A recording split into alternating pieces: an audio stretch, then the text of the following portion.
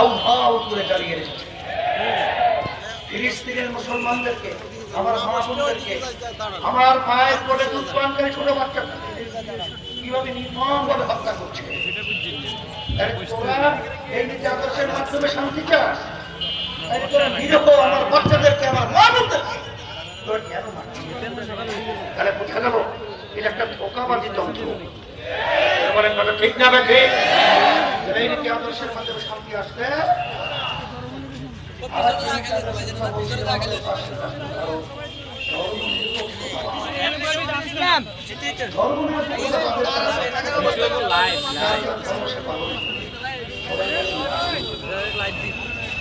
নিরাপত্তা শব্দের অর্থ কথা বলতেই আপনারা বুঝবেন কোনো পক্ষ নাই উনি নেয়, কিন্তু যার যার ধর্ম সে পালন করবে।